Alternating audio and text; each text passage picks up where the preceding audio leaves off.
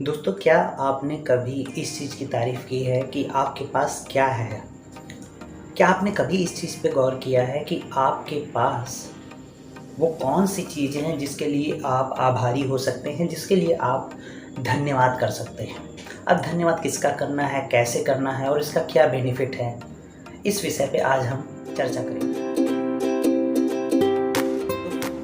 मैं हूँ आपका दोस्त Arun Kumar Rathore. I am digital coach and IT professional. Friends, सबसे बड़ी चीज़ आज मैं जो बात करने जा रहा हूँ वो टॉपिक है किस तरीके से आप धन्यवाद करें, किस चीज़ के लिए, किस तरीके से आप किसी चीज़ का आभार प्रकट करें, उसका क्या बेनिफिट होगा, आपकी लाइफ में क्या उसकी वजह से इफ़ेक्ट आएंगे। उन सभी बातों पे आज हम चर्चा करने जा रहे हैं। और सबसे पहली चीज़ है कि आखिर जो ग्रेटिट्यूड होता है, यानी कि हम किसी भी चीज़ के लिए आभारी होते हैं, आखिर आभारी क्यों होते हैं? दोस्तों, इस चीज़ को बताने से पहले मैं एक सिंपल सी आपसे बात करना चाहूँगा जो बहुत ही जर्नल बात है।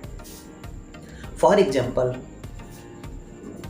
आप हैं, आपने किसी व्यक्ति की मदद की और बदले में, उस मदद के बदले में वो कुछ नहीं दे सकता था, उसने आपको थैंक यू किया, मुस्कुराते हुए थैंक यू किया। तो दोस्तों, आपसे एक सवाल है कि क्या आप दोबारा किसी व्यक्ति की मदद करेंगे या उस व्यक्ति की मदद करेंगे? ऑब्वियसली ज़्यादातर आप लोगों में से लोगों का जवाब होगा हाँ, बिल्कुल हम करेंगे, क्योंकि उसने मुझे धन्यवाद किया। बस दोस्तों, कुछ ग्रेटिट्यूड इसी तरीके से काम करता है। बस अंतर इतना है कि यहाँ पर हम व्यक्ति के लिए, प्रकृति के लिए, ईश्वर के लिए, इन सभी के लिए आभारी होते हैं। अब ये आभारी किस तरीके से होना है? तो सबसे पहली चीज़, आप आभारी हो सकते हैं अपनी इस बॉडी के लिए, क्योंकि आपको भी पता है, मानता हूँ हम एक साइंटिफिक ज़माने में जी रहे हैं और साइंस बहुत तरक्की कर चुकी है, बहुत आगे निकल चुकी है। बट दोस्तों, क्या आप इस चीज़ से इनकार कर सकते हैं कि कोई ऐसी शक्ति है जिसकी वजह से हम हैं, हमारा अस्तित्व है, इस धरती का अस्तित्व है, ये जो मौसम बदलते हैं, जो दिन रात होते हैं, मतलब एक साइकिल चलता रहता है जिसमें इंसान का इंटरफेरेंस नहीं है, उसके बावजूद भी कुछ ऐसी चीज़ें हैं जो अपने आप गतिमान हैं। आखिर वो किस तरीके से हैं? तो कहीं ना कहीं कुछ तो ऐसा है जिसको हम माने या ना माने, क्योंकि आपके या मेरे मानने ना मानने से कोई चीज़ मिट नहीं जाती। मैं ये नहीं मानूं कि समुद्र होता, क्योंकि मैंने अभी तक समुद्र नहीं देखा, मैं समुद्र के किनारे पैदा नहीं हुआ, मैं समुद्र देखने नहीं जा पाया, तो इसका मतलब ये नहीं कि समुद्र नहीं होता है। हाँ, अगर आज से कुछ समय पहले, यानी कि अगर मैं बात करूं लगभग 60-70 साल पहले, शायद जब टीवी नहीं हुआ करती थी, या उससे भी थोड़ा सा पीछे चले जाते, जब फोटोग्राफ्स नहीं हुआ करते थे, तो लोग हाथों से चित्र बनाते थे। यानी कि अभी फ़ोटोग्राफ क्या है, हम एक क्लिक करते हैं और वो एविडेंस के रूप में, यानी कि हम अगर बताते हैं हाँ ये फला फला जगह पे ये समुद्र है, ये पहाड़ है, वो एविडेंस के रूप में हमें दिखाना पड़ता है कि हाँ ये इस तरीके से है, क्योंकि ये मैंने इलेक्ट्रॉनिक कैमरे से खींचा है, मतलब इसको मैंने अपने हाथों से, अपनी इमेजिनेशन से नहीं बनाया है, तो वहाँ पर भी प्रमाण देना पड़ता है। तो दोस्तों, एक समय जब हुआ करता था जब ये प्रमाण देने की चीज़ें नहीं थी, तब आदमी से अगर कहा जाए, जो अभी भी बहुत से लोग गाँवों से नहीं बाहर निकल पाए होंगे, शहरों की बात छोड़ दीजिए, समुद्र की तो बात ही छोड़ दीजिए, पर दोस्तों उन्होंने सुन रखा है। आज के समय में टेक्नोलॉजी के ज़माने में तो उन्होंने किसी न किसी तरीके से मोबाइल, टीवी, इंटरनेट, लैपटॉप, किसी भी तरीके से उन्होंने देख भी लिया है। बट पहले की मैं बात करूं, जब ये चीज़ें नहीं थी, तो तब आप कह सकते थे कि हाँ समुद्र नहीं होता। मैं नहीं मानता। तो दोस्तों, आपके ना मानने से समुद्र का जो अस्तित्व है वो नहीं मिट जाता। जो 70% समुद्र है, अपने यहाँ कह सकते हैं पूरी पृथ्वी पे बोला जाता है 60-70%। तो क्या उसका अस्तित्व खत्म हो जाता? बिल्कुल नहीं दोस्तों। आप आग को माने ना माने, वो जलाएगी ही। आप पानी को माने ना माने, वो प्यास बुझाएगा ही, वो आपको डुबोएगा भी। अब किसी चीज़ को मानते नहीं मानते ये लॉजिक नहीं है। साइंस जिस चीज़ को अभी प्रूफ नहीं कर पाई है, तो आप ये नहीं कह सकते साइंस नहीं प्रूफ कर पाई तो वो चीज़ होती ही नहीं। आप ऐसा बिल्कुल नहीं कह सकते। जो चीज़ अभी फिजिक्स में नहीं है, जो चीज़ अभी साइंस में नहीं है, वो मेटा साइंस में है। मेटा साइंस आज एक ऐसा जगत बोला जाता है जो अभी जनरली जिसको हम नहीं देख सकते, नहीं समझ सकते हैं किसी लॉजिक के माध्यम से, वो चीज़ मेटाफिजिक्स में मानी जाती है। पर दोस्तों, अगर कोई भी विचार, कोई भी थिंकिंग, कोई भी थॉट्स हमारे माइंड में आ रहा है या उसका हम एहसास कर रहे हैं, तो जाहिर सी बात है वो हमारे इन इंद्रियों से परे है जो अभी तक है, या जो भी टूल्स हमारे पास उपलब्ध हैं अभी तक। आगे चल के हो सकता है कुछ ऐसे टूल्स बन जाएं, कुछ ऐसी चीज़ें हो जाएं कि आपको उस चीज़ पे यकीन करना बड़ा आम बात हो। क्योंकि आज मोबाइल से बात करना, वीडियो कॉलिंग करना, दूर बैठ के बातें करना, पूरी मतलब सभा को आयोजित करना, बड़े बड़े वेबिनार, बड़े बड़े सेमिनार हो जाते हैं। आज के समय में तो ये सब संभव है और बहुत ही आम हो चला है। किसी से आप कहें कि मुझे ऑनलाइन क्लासेज करने, मतलब एक बंदा अमेरिका में बैठा है, उससे मुझे शिक्षा लेनी है, तो एक ज़माने में होता था हमें वहाँ जाना पड़ेगा, उसका टाइम लेना पड़ेगा, काफ़ी खर्चे करने पड़ेंगे, रुकने की व्यवस्था करनी पड़ेगी, मतलब बहुत सी चीज़ें करनी पड़ती थी, तब जाके हम उस शिक्षा को उस प्रोफेसर के सामने बैठ पाते थे। बट आज वन क्लिक, चुटकी बजाते ही हो जाता है। तो दोस्तों, हमें ये चीज़ मानने ना मानने से फ़र्क नहीं पड़ती। और दोस्तों, मैं जो बात कर रहा था कि हम ग्रेटिट्यूड क्यों करें, हम क्यों आभार व्यक्त करें। तो दोस्तों, अगर इस विषय में मैं एक छोटा सा पॉइंट बताऊं, जैसे कि मैंने कहा शुरुआत में, आपको मैंने एक स्टोरी के रूप में बताया कि अगर आप किसी की मदद करते हैं और वो आपका आभारी होता है, आपको थैंक्स बोलता है, एक शब्द ही तो है, भावना के साथ थैंक्स बोलता है, तो आपको भी एक अंदर से फील होता है कि मुझे इसके लिए और भी कुछ करना चाहिए, या करूँगा, या आगे मौका पड़ा तो मैं ज़रूर इसके लिए डेफिनेटली और भी अच्छा करूँगा। तो जब जो चीज़ें ईश्वर ने आपको दी हैं, क्योंकि अभी मैं मानने ना मानने की बात कर रहा था, बट उसको अभी के लिए हम थोड़ी देर के लिए छोड़ देते हैं। जो भी हमारा जनक है, हमारे माता पिता जो फिजिकल में है, हमारे गुरु, और वो जिसकी वजह से ये आत्मा है, जो भी आप मानते हो, जो भी आप उसको कहते हो, निराकार, साकार, ईश्वर, ब्रह्म, भगवान, अल्लाह, गॉड, वाहिगुरु, जो भी आप इसको कहते हो, आप उसके प्रति आभारी होइए, क्योंकि उसकी वजह से आप आज का दिन देख पाए, उसकी वजह से ये डिसाइड हो पाता है कि कल का आप दिन देख पाते हैं कि नहीं देख पाते। दोस्तों, ये चीज़ क्योंकि आपको भी पता है कि ना आपके हाथ में है ना मेरे हाथ में है, कल का किसी को नहीं पता है। पर दोस्तों, अगर हम एक नए दिन को देख रहे हैं तो उसके प्रति हमें आभारी होना बहुत ज़्यादा ज़रूरी है। अपने माता पिता के लिए आभारी होना ज़रूरी है, जिन्होंने इस शरीर को इस धरती पे लाया। अपने गुरु के लिए, वो किसी भी टाइप के गुरु हों, आपको जो नॉर्मल सब्जेक्ट्स हैं वो पढ़ाने वाले गुरु हों, आपको डिजिटल मार्केटिंग, स्पेशल जो लर्निंग्स होती हैं, एडिशनल लर्निंग्स होती हैं, उनको सिखाने वाले गुरु, स्पिरिचुअल गुरु, आध्यात्मिक गुरु, किसी भी टाइप के गुरु हों, जिनसे भी आपने कोई शिक्षा ली है, कोई ज्ञान लिया है, कोई नॉलेज लिया है, उनके प्रति आप आभारी हों।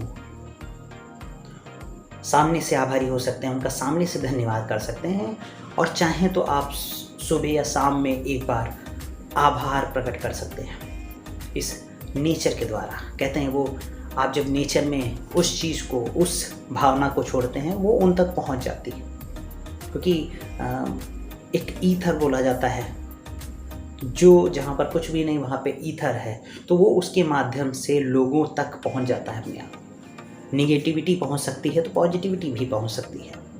बुरी चीज़ें पहुंच सकती हैं तो अच्छी चीज़ें भी पहुंच सकती हैं।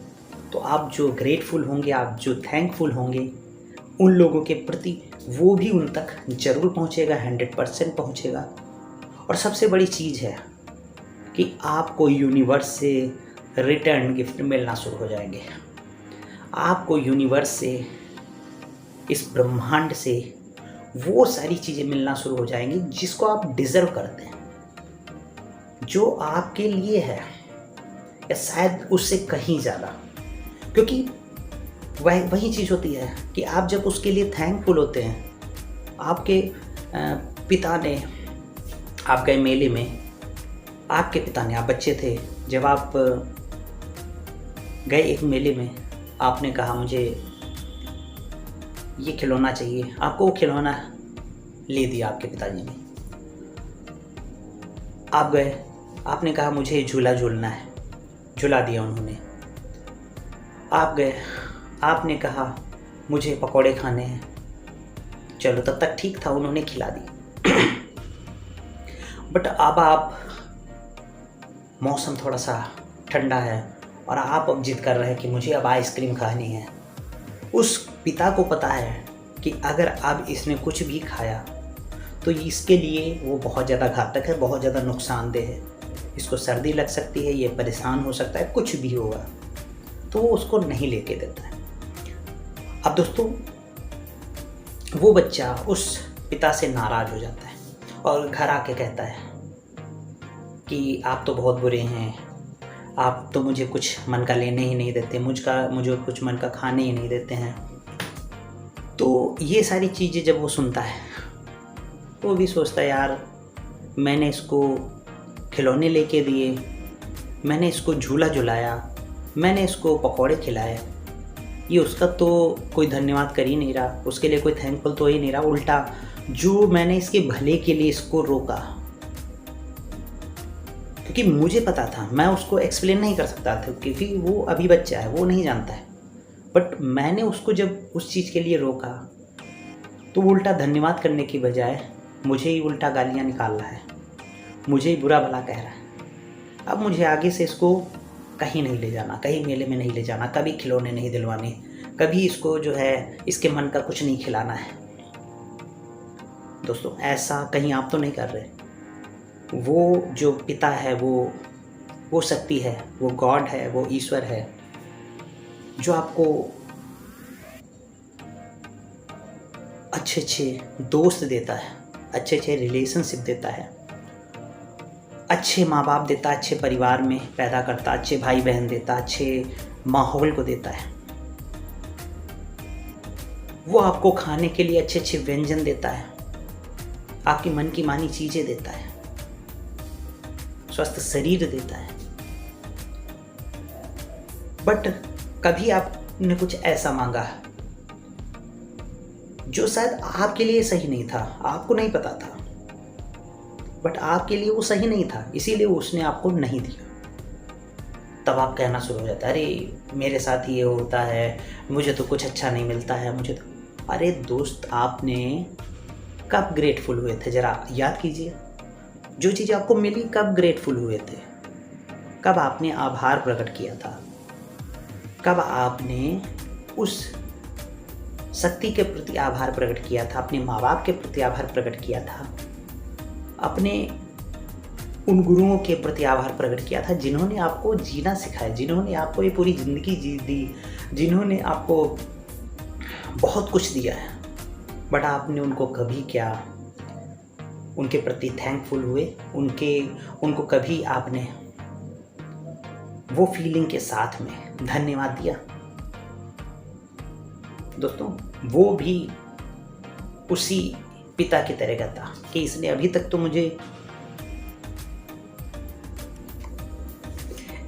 तक तो जो मुझे है वो धन्यवाद तो नहीं दिया, उल्टा मैंने जो इसके भले के लिए किया इसको नहीं दिया, तो उसके लिए वो मुझे बुरा भला कह रहा। अब देना ही नहीं मुझको, अब इसको मुझे कुछ देना ही नहीं। तभी आप शायद दुख में हैं, तकलीफ में हैं। पर दोस्तों, वो बहुत ज़्यादा धैर्य रखता है, वो बहुत ज़्यादा संतुष्टि रखता है, वो एक बार आपसे केवल चाहता है कि आप थैंकफुल हो।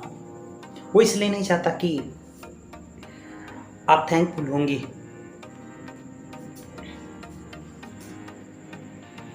कि आप थैंकफुल होंगे तो उसको कुछ मिल जाएगा, बल्कि उसको एक खुशी होगी कि जो मेरा बच्चा है वो मेरी कद्र करता है, मुझे इसके लिए और बहुत कुछ करना है और भी इसको देना है, दुनिया की सारी खुशियाँ ला के देनी है इसको। वो पिता की हर ख्वाहिशों को पूरा करना लगता है बिना आपके कहे, क्योंकि वो जानता है कब आपको क्या ज़रूरत है। तो इसको दिल से फील कीजिए और आप देखेंगे कि आपके पास चारों तरफ से खुशियाँ ही खुशियाँ आएंगी, संपन्नता ही संपन्नता आएगी। आप सोच भी नहीं सकते वहाँ से आपको वो सारी चीज़ें मिलना शुरू हो जाएंगे। तो दोस्तों, थैंकफुल होइए। थैंकफुल होने से आपको वो सारी चीज़ें मिल सकती हैं जो आप डिज़र्व करते हैं। मैं ये नहीं कहूँगा कि जो आप केवल चाहते हैं वही चीज़ें मिलेंगी। हाँ, ये ज़रूर कहूँगा कि जो भी आप डिज़र्व करते हैं, जिस चीज़ के आप पात्र होते जाते हैं, वो चीज़ आपको मिलती चली जाएगी। आपको तैयार होना पड़ेगा, आपको वो पात्र बनना पड़ेगा, आपको वो कैपेसिटी अपने अंदर पैदा करनी पड़ेगी। दोस्तों, मैं तो उस कदम पे चल रहा हूँ, कोशिश कर रहा हूँ कि मैं उस चीज़ को जल्दी अचीव करूँ जो मैं चाहता हूँ, पर चाहने से मुझे पता नहीं होगा, इसीलिए मुझे उसके लायक बनना होगा। मैं जिस दिन उस चीज़ के लायक हो जाऊँगा, वो चीज़ मुझे अपने आप मिल जाएगी, तब वो मेरे लिए कोई बड़ी चीज़ नहीं होगी। बट अभी तक जो भी मुझे मिला है उसके लिए मैं थैंकफुल हूँ कि मुझे उसने अच्छा शरीर दिया, अच्छे माँ बाप दिए, अच्छा माहौल दिया, अच्छे दोस्त दिए, अच्छे रिश्तेदार दिए, अच्छा परिवार दिया और अच्छे आप लोग दिए जो अभी तक मेरे साथ बने हुए हैं। तो दोस्तों, आप देखें, इस चीज़ को अपनाएं। कोई इसके लिए मंत्र नहीं, कोई टेक्निक नहीं, कोई तरीका नहीं है। बस आप जहाँ पे बैठे हैं अभी के अभी आप थैंकफुल हो सकते हैं, आंखें बंद करके उसका धन्यवाद कर सकते हैं, विचार कर सकते हैं आपको क्या क्या चीज़ें मिली। आप उन चीज़ों पे ध्यान देते हैं जो आपके पास नहीं है, आप उन चीज़ों पर कभी ध्यान ही नहीं देते जो आपके पास खजाना ऑलरेडी है।